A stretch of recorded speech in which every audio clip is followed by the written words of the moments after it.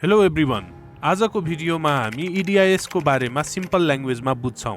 EDIS के हो, किन गर्नुपर्छ, टाइममा नगरे के हुन्छ, बुक क्लोजरले कसरी असर गर्छ र किन ल्यापटप वा पीसीबाट गर्नु बेटर हुन्छ र अन्तिममा EDIS कसरी गर्न सकिन्छ भनेर सिक्नेछौं।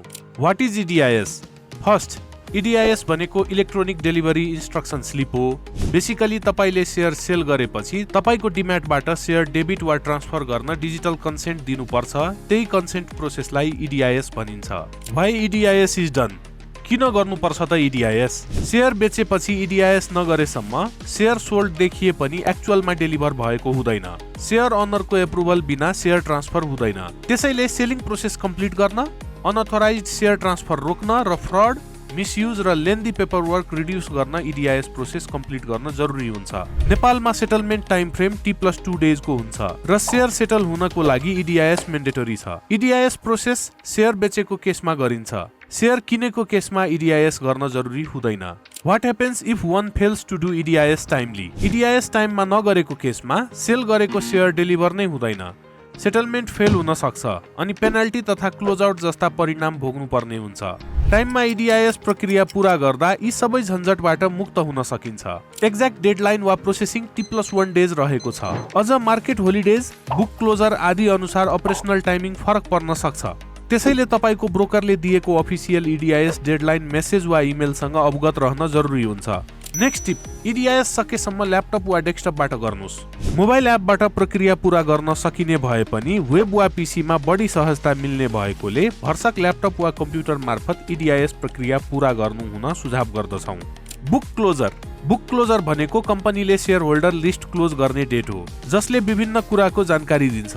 कसले डिभिडेन्ड, क्याश वा बोनस पाउने, कसले राइट शेयर एप्लाई गर्न पाउने, कसले AGM मा पार्टिसिपेट गर्न पाउने। कम्पनीले बुक क्लोजर डेट एनाउन्स गर्छ र त्यो डेट भन्दा अगाडि जसले त्यस कम्पनीको शेयर्स डिम्याटमा सफलतापूर्वक होल्ड गर्नु भएको छ उहाँहरू इलिजिबल हुनुहुन्छ। How book closure effects EDIS? Book closure र EDIS डाइरेक्टली कनेक्टेड छन्, स्पेसियली शेयर सेल गर्दा। अब यसको इफेक्टको बारेमा बुझौं।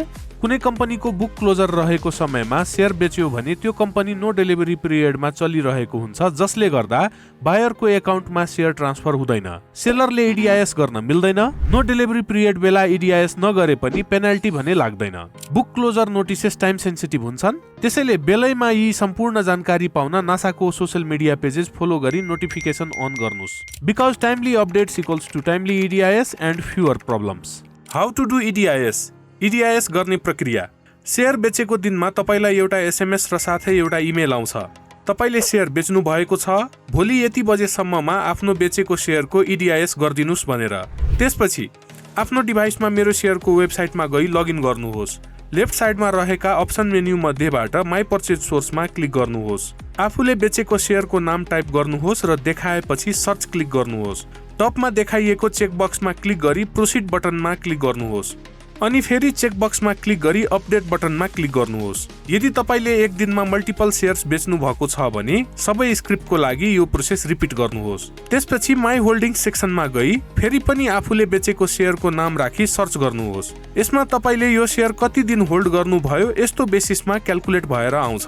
फेरि पनि माथि देखाइएको चेकबक्समा क्लिक गरी प्रोसिडमा क्लिक गर्नुहोस् अनि फेरि चेकबक्समा क्लिक गरी अपडेट बटनमा क्लिक गर्नुहोस्।